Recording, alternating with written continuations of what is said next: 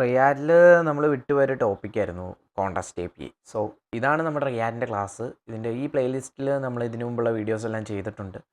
അതുപോലെ തന്നെ സ്റ്റേറ്റിനെ പറ്റിയും അതുപോലെ പ്രോപ്സ് ഡ്രില്ലിംഗ് ഇഷ്യൂ എല്ലാം നമ്മൾ മുമ്പത്തെ വീഡിയോസിൽ പറഞ്ഞിട്ടുണ്ട്. നിങ്ങളത് നോക്കിയാൽ മതി. സോ നമ്മളിവിടെ നമ്മുടെ പ്രൊജക്റ്റിൽ വന്നു. നമ്മൾ ജസ്റ്റ് ഒരു എന്താ പറയുക, ഒരു തീമുണ്ടല്ലോ, ഒരു തീമിൻ്റെ സംഭവമാണ് ചെയ്യുന്നത്. ശരിക്കും പറഞ്ഞു കഴിഞ്ഞാൽ കോണ്ടസ്റ്റ് API സ്മോൾ ആപ്പുകളിൽ നമ്മൾ ഈ സ്റ്റേറ്റ് മാനേജ്മെൻറ്റിന് യൂസ് ചെയ്യുന്നതാണ്. Like cart, authentication, language selection, അതുപോലെ തീം, അതുപോലത്തെ കാര്യങ്ങളിലൊക്കെ നമുക്ക് ഇത് ചെയ്യാം. ഓക്കെ, ഇവിടെ ഞാൻ ജസ്റ്റ് നമ്മുടെ പ്രോജക്റ്റിൽ വരുവാണ്. പ്രോജക്റ്റിൽ നമ്മൾ ജസ്റ്റ് ഒരു സാധനം ഇട്ട് വെച്ചിട്ടുണ്ട്. ഓക്കെ, ഇപ്പോൾ എന്താണ് പ്രോപ്സ് ഡ്രില്ലിംഗ് ഇഷ്യൂ, എന്താണ് സ്റ്റേറ്റിൻ്റെ പ്രശ്നം എന്നൊക്കെ ഉള്ളത് നമ്മുടെ പഴയ ക്ലാസ്സിൽ റിയാൻ്റെ ക്ലാസ് നോക്കിയാൽ മതി.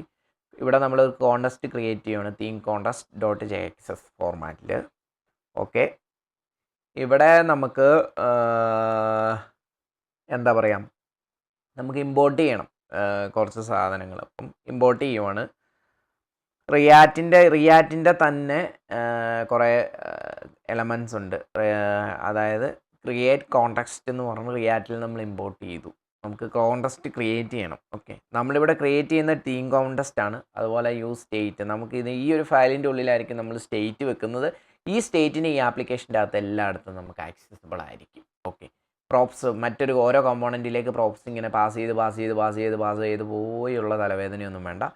ഇത് നമുക്കിവിടെ ക്രിയേറ്റ് ചെയ്ത് കഴിഞ്ഞാൽ നമുക്ക് നമ്മുടെ ആപ്ലിക്കേഷനിൽ ഉപയോഗിക്കാൻ പറ്റും. ഇത് നമ്മൾ റിഡക്സിൻ്റെ ഒരു ക്ലാസ് എടുത്തിട്ടുണ്ട്. അത് നിങ്ങൾക്ക് റിഡക്സിൻ്റെ പ്ലേലിസ്റ്റ് നമ്മുടെ ചാനലിലുണ്ട്, വീഡിയോസ് ഉണ്ട്, അത് പോയി കണ്ടാൽ മതി റിഡക്സ് എന്താണെന്നുള്ള കാര്യങ്ങളൊക്കെ.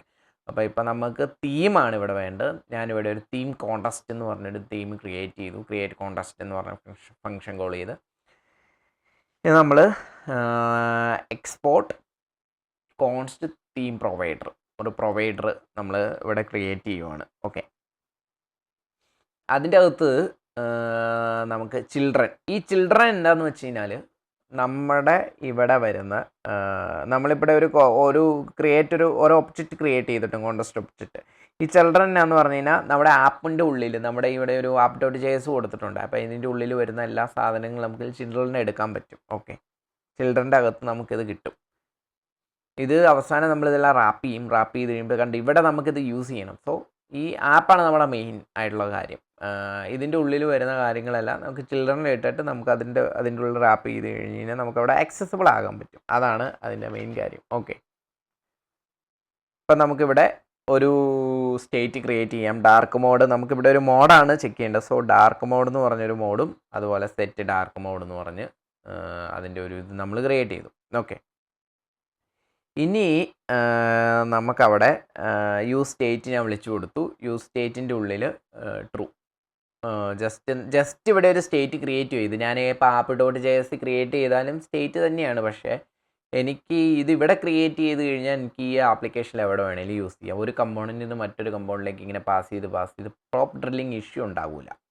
ഓക്കെ, ഇപ്പോൾ ചില വലിയ ലാർജ് ലെവൽ ഓഫ് ആപ്ലിക്കേഷനിലാണെങ്കിൽ ചിലപ്പോൾ നമുക്കിത് എന്താ പറയുക, പാസ് ചെയ്ത് പോകുമ്പം ഈ സാധനം എടുക്കാൻ പോലും പറ്റാത്തൊരിത് വരും. അപ്പം നമ്മൾക്ക് ചെറിയ ഇതിലൊക്കെ നമുക്ക് കോണ്ടസ്റ്റ് API വെച്ചിട്ട് ചെയ്യാം. കോണ്ടസ്റ്റ് API വെച്ചിട്ട് പല ഇതുപോലെ ചെറിയ കാര്യങ്ങൾ മാനേജും ചെയ്യാൻ പറ്റും കേട്ടോ. അപ്പം ഞാനിവിടെ ടോഗിൾ തീം എന്നും പറഞ്ഞൊരു നമുക്കിത് ടോഗിൾ ചെയ്യണം. അതായത് ഓണും ഓഫും പോലെ ബൂളിയൻ സ്റ്റേറ്റ് വെച്ചിട്ട് അതിനാണ് ഇവിടെ ടോഗിൾ തീം ക്രിയേറ്റ് ചെയ്തത്. ഓക്കെ, ഇതിൻ്റെ അകത്ത് തീം contest.provider എന്ന് പറഞ്ഞത് വിളിച്ചു കൊടുക്കുവാണ്. എന്നിട്ട് അതിൻ്റെ അകത്ത് വാല്യൂവിൻ്റെ ഉള്ളിൽ നമ്മൾ ക്രിയേറ്റ് ചെയ്ത ഈ ഡാർക്ക് മോഡും ഈ ടോഗിൾ തീമും നമുക്കിതിൽ വെച്ച് കൊടുക്കാം. ഈ വാല്യൂസ് നമുക്ക് എവിടെ ആക്സസ് ചെയ്യാൻ പറ്റും, നമ്മുടെ app.js ആക്സസ് ചെയ്യാൻ പറ്റും. ചിൽഡ്രൻ്റെ അകത്ത് നമ്മളിത് റാപ്പ് ചെയ്തു. ഓക്കെ, ഈ സാധനം റാപ്പ് ചെയ്ത ശേഷം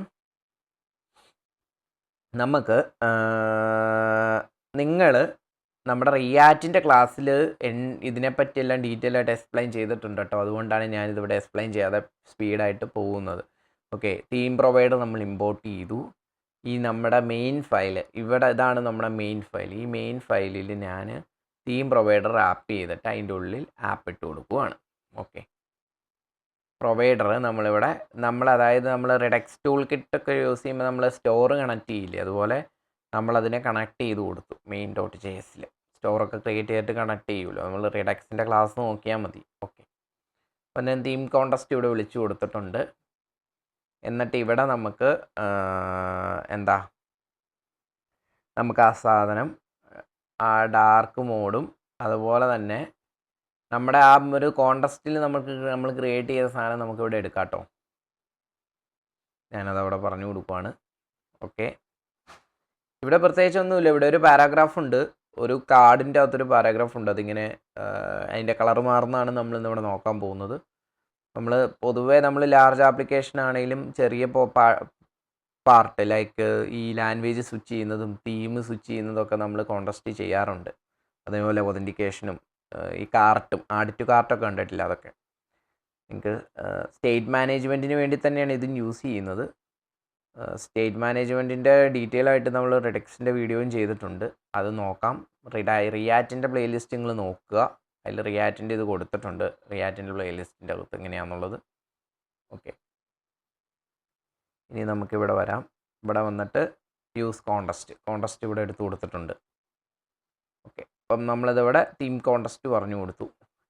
ഇനി നമുക്കിവിടെ ഡാർക്ക് മോഡാണ് ഉള്ളത്. അപ്പം ഞാൻ ഈ ഡാർക്ക് മോഡ് വിളിച്ചു കൊടുത്തിട്ട് ഡാർക്ക് മോഡ് ഇതാണെങ്കിൽ ബ്ലാക്കും അല്ലെങ്കിലത്തെ സ്റ്റേറ്റ്മെൻറ്റിൽ വൈറ്റും പറഞ്ഞു കൊടുത്തു. വൈറ്റ് അല്ല, ഒരു കളറ് നമുക്ക് എന്തെങ്കിലും വെക്കാം. അതുപോലെ തന്നെ പാരാഗ്രാഫിൻ്റെ കളർ ഞാനിവിടെ പറഞ്ഞു കൊടുക്കുവാണ്. പാരാഗ്രാഫിൻ്റെ കളറും അതുപോലെ മാറണം നമുക്ക്. ഓക്കെ, അതും ഞാൻ പറഞ്ഞു കൊടുത്തു. ഇനി നമുക്ക് ഓൺ ക്ലിക്കിൻ്റെ അകത്ത് നമുക്കൊരു ഫംഗ്ഷൻ വിളിച്ചു കൊടുക്കണം. അതായത് നമ്മളവിടെ ഒരു ഫംഗ്ഷൻ ക്രിയേറ്റ് ചെയ്ത് ഇവിടെ നമുക്കൊരു മിസ്റ്റേക്ക് ചെയ്തു.